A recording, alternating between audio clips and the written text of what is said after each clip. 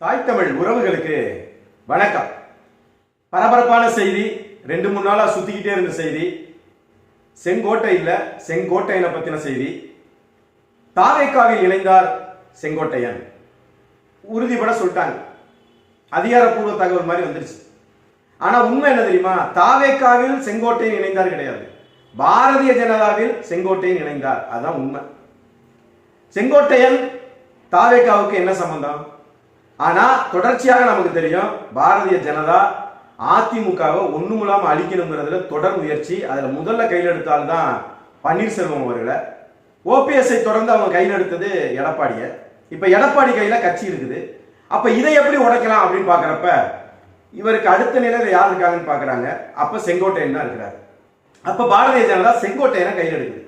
நிர்மலா சீதாராமனை சந்திக்க வைக்கிறாங்க, அடுத்து அமித்ஷாவை சந்திக்க வைக்கிறாங்க.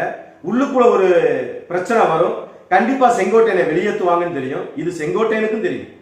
அப்ப வெளியே வந்துட்டா நான் என்ன செய்யறது? கண்டிப்பாக அதிமுகவை விட்டு வெளியேற்றுவாங்க. அப்ப அதிமுகவை விட்டு வெளியேற்றிட்டாங்கன்னா என்ன செய்யலாம் அப்படிங்கிற கேள்விக்கு பாரதிய ஜனதா சொன்னது என்ன அப்படின்னா, பாரதிய ஜனதால உங்களை இணைச்சு உங்களுக்கு மிகப்பெரிய பதவியை கொடுத்துருவோம்.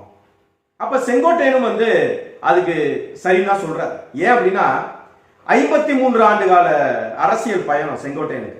அது ரொம்ப குறிப்பா பாத்தீங்கன்னா, அவர் எந்த பக்கம் வெற்றி பெறுவாங்களோ அந்த பக்கம் தான் அவர் இருந்திருக்கிறார். திமுக இருந்தாரு. எம்ஜிஆர் திமுக விட்டு வெளியே அதிமுகவை ஆரம்பிச்ச உடனே அதிமுகவுக்கு வந்துட்டார். அப்புறம் அதிமுக எம்ஜிஆர் இறந்ததுக்கு பிறகு ஜானகி ஜேஎனின்னு ரெண்டா பிரிகிறாங்க. இங்கிட்டு புறா சின்னம், அங்கிட்டு சேவல் சின்னம். அப்பயே அவர் யார் வெற்றி பெறுவாங்கன்னு பார்த்து அவர் ஜெயலலிதா பக்கம் தான் நிற்கிறார். அப்பயே சேவல் சின்னத்துல நின்று கோபிச்செட்டிப்பாளையத்துல சட்டமன்ற உறுப்பினராக ஆகி வெற்றி பெற்றார். அதற்கு பிறகு எடப்பாடி பழனிசாமியா ஓபிஎஸ் வர்றப்ப எடப்பாடி பழனிசாமி பக்கமே நிற்கிறார். இப்படி அங்கொன்றும் இங்கொன்றுமாக தாவாமல் சரியாக குறிபார்த்து அடிக்கிறதுல செங்கோட்டையன் தெளிவான ஒரு அரசியல்வாதி. இன்னும் சொல்ல போனா கோபிச்செட்டிப்பாளையத்துல 9 முறை சட்டமன்ற உறுப்பினராக தேர்ந்தெடுக்கப்பட்டவர். வனத்துறை, போக்குவரத்து துறை, தகவல் தொழில்நுட்பத்துறை, விவசாயத்துறையின பல்வேறு துறைகள்ல அவர் அமைச்சராக இருக்கிறார். இந்த சூழல்ல கரூருக்கு முன் கரூருக்கு பின் அப்படின்னு தாவேக்காவை பிரிக்கலாம். அதுக்கு என்னப்பா சம்பந்தம் கேட்கலாம்.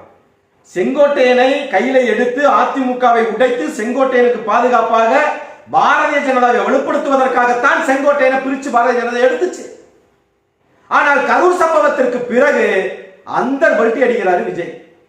இனிமேல் நீங்க என்ன சொன்னாலும் எஜமா நான் உங்களுக்கு கட்டுப்படுறேன் எஜமா அப்படிங்கிற அளவுல போய் நின்று என்னை காப்பாத்தி மட்டும் விட்டுருங்க, நீங்க என்ன சொன்னாலும் நான் கேட்கிறேன் அப்படின்னு சரண்டர் ஆனதுனாலதான் இன்னைக்கு வரைக்கும் ஒரு தூசு கூட விஜய் மேல இந்த கரூர் சம்பவத்துல படல.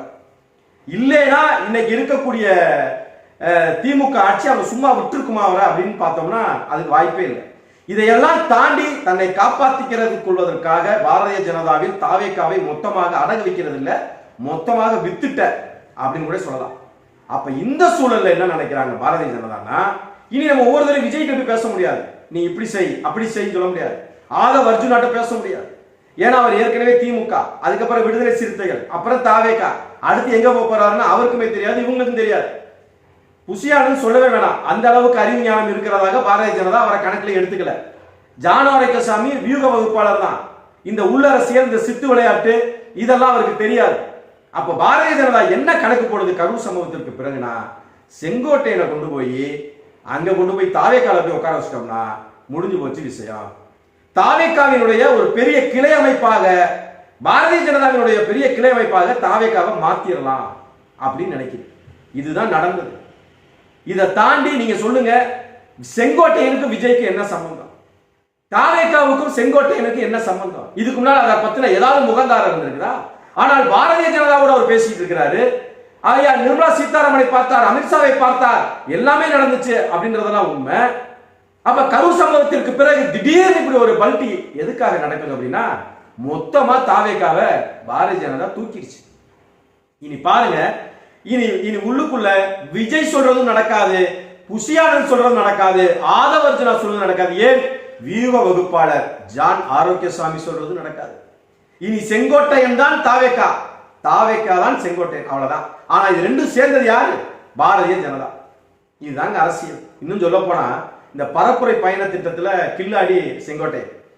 ஜெயலலிதாவுடைய அனைத்து தேர்தல் பரப்புரையா இருக்கட்டும், பயண திட்டங்களை வகுக்கிறதுல மிகப்பெரிய கில்லாடி செங்கோட்டையன். ஆனால் இங்க தாவேகா கோட்டையை விட்டது எதுல? அந்த பரப்புரை பயண திட்டம், அந்த பரப்புரை நிர்வாகம் தான். அப்ப அதை தூக்கி செங்கோட்டையனுக்கு கொடுத்துட்டோம்னா அப்ப இதை முழு ஒரு சக்தியாக மாத்துவார். அந்த சக்தியை அப்படியே பாரதிய ஜனதாவுக்கு மாத்திக்கலாங்கிறது தான் பாரதிய ஜனதாவுடைய திட்டம். இப்ப சொல்லுங்க, இப்ப என்ன கொடுத்துருக்காங்க தெரியுமா? தாவேகால ஐயா செங்கோட்டையனுக்கு அந்த நிர்வாக குழு ஒன்று போட்டாங்கல்ல கரூர் சம்பவத்திற்கு பிறகு, அந்த நிர்வாக குழுல 26 பேர் நினைக்கிறேன். அந்த 26 பேர் கொண்ட அந்த நிர்வாக குழுவுக்கு தலைமை ஒருங்கிணைப்பாளராக செங்கோட்டையனை போட்டுருக்காங்க. அதுபோக அவர் இருக்கக்கூடிய பகுதி கோபிச்செட்டிப்பாளையம், ஈரோடு, இந்த பகுதிகளில் அவரை அமைப்பு செயலாளராகவும் போட்டிருக்கிறதா சொல்றாங்க. அப்ப இதையெல்லாம் நீங்க ஒட்டுமொத்தமா பாருங்க. இவர் ஏதோ எடப்பாடி கிட்ட சண்டை போட்டுட்டு வெளியே வந்த உடனே அது ஏதோ பாரதிய ஜனதா அவரை கைவிட்டுட்ட மாதிரி ஒரு டிராமாவை போட்டு கடைசியில மொத்த உருவமா பாரதிய ஜனதாவின் பிரதிநிதியாக கொண்டு இப்ப தாவேகால சேர்த்துருச்சு பாரதிய ஜனதா. ஆனா அதிமுகவுக்கு பலம் இழந்ததுனால அதுல எந்த மாற்று கருத்தும் கிடையாது. இனி தாவேகாவுக்கு பலமா பலமில்லையாங்கிறது இனி பாரதிய ஜனதா கொடுக்கக்கூடிய அசைன்மெண்ட்டை செங்கோட்டையன் அங்க உள்ள புகுத்தும் போது செயல்பாட்டுக்கு கொண்டு வரும்போது தான் அங்க என்ன வெடிக்க போகுது தெரியல. அது வெடிக்கதோ இல்லையோ, அங்க 2 பிரச்சனை இருக்கு. புஷியானந்த பிரச்சனை, ஆதவர்ஜுனா பிரச்சனை. ஏற்கனவே புஷியானந்த தள்ளி விட்டுட்டு ஆதவர்ஜுனா மேல வந்துட்டாருன்னு சொன்னாங்க. இப்ப புஷியானந்தையும் ஆதவர்ஜுனாவையும் சேர்த்து தள்ளி விட்டுட்டு செங்கோட்டையன் உட்கார்றாரு. இதுக்கு இடையில இடைச்சொல்களா ஜான் வரைக்கசாமி வேற இருக்காரு. இனி அங்க நிர்வாகத்துக்குள்ள என்ன நடக்க போகுதுன்னு தெரியல. ஏன்னா செங்கோட்டையன் இதுவரைக்கும் வந்த வரலாறு, அரசியல் வரலாறு என்பது வேற, அது ஸ்டைலே வேற. எல்லாம் பக்குவப்பட்டவன் இருந்தா, பக்குவப்படாதவன் இருந்தா, பழைய ஆளா இருந்தா, வயசானவன்லாம் இருந்தா, அரசியலை முத்தி பழமெடுத்து கொட்டவன்லாம் இருந்தா அது வேற. ஆனா இங்க இந்த தற்குறிகளை, இந்த அணில் கூட்டத்தை வச்சுக்கிட்டு செங்கோட்டையன் என்ன நிர்வாகம் செய்ய போறாருன்னு நமக்கு புரியல. ஆனால் இனி வரும் காலங்கள் தான் அதை தீர்மானிக்கும். இதுக்கு இடையில ஓபிஎஸ், சசிகலா, டிடிவி தினகரன் இந்த சந்திப்பு வேற நடந்துச்சு செங்கோட்டையனோட. அப்ப இதை தொடர்ந்து ஓபிஎஸ் அங்க வருவாரன்னா வாய்ப்பு இருக்கு. ஏன் அப்படின்னா அவரும் ஒரு பழைய எக்ஸ் செல்லப்பிள்ளைன்னு வச்சுக்கலாம்ல பாரதிய ஜனதாவுக்கு. அப்ப அவரையும் கொண்டு இங்கே விட்டோம்னா இது இந்த அணி இன்னும் கொஞ்சம் பாரதிய ஜனதாவாக உருவெடுக்குங்கிறதுல பாரதிய ஜனதாவுடைய சூத்திரம் சரியாகத்தான் இருக்கும். அப்போ ஓபிஎஸும் வருவதற்கு வாய்ப்பு இருக்கு. அன்னை டிடிவி எப்பயும் போல தனியா நின்று ஏதாவது உருட்டி விளையாண்டுட்டு இருக்கலாம். இதெல்லாம் சேர்ந்து எங்க இதனுடைய பலம் பலவீனம் எங்க தெரியும் அப்படின்னா 2026 தேர்தல் முடிவு வரும் பாருங்க. அந்த தேர்தல் முடிவில் தான் தெரியும். ஒருவேளை தொங்கு சட்டமன்றம் நடக்குது இல்ல அந்த மாதிரி ஒரு விஷயம் நடக்கும் போது அப்ப பாரதிய ஜனதா மிக எளிதாக செங்கோட்டையனை வச்சு அந்த தாவேகாவினுடைய அந்த பலத்தை தனக்கு பயன்படுத்திக்க பார்க்கும். இதுதான் நடக்கும். இது நடக்காமல் வேறொன்று நடப்பதற்கு வாய்ப்பு இல்லை. நம்ம நினைக்கலாம், என்ன விஜய் அப்படி பேசுறாரு இப்படி பேசுறாரு, இன்னும் அவர் எதுக்கு தானே செய்யறாரு, இன்னும் ஸ்டாலினை பாப்பான்னு சொல்றாரு நம்ம நினைக்கலாம். சட்டுன்னு யூட்டன் அடிக்க முடியாதுல்ல, அடிக்க முடியாது. அப்படியே கொஞ்சம் கொஞ்சமா பேசுவாரு, பாரதிய ஜனதாவின் தான் பேசுவாரு. எங்க இனிமேல் பாயாசம்ங்கிற வார்த்தை வருதான்னு பார்ப்போம்.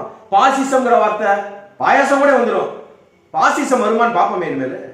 இனிமேல் பெரியார் குறித்து, இனிமேல் அம்பேத்கர் குறித்து இனி தாவேகா பேசுமான்னு உற்று கவனிங்க.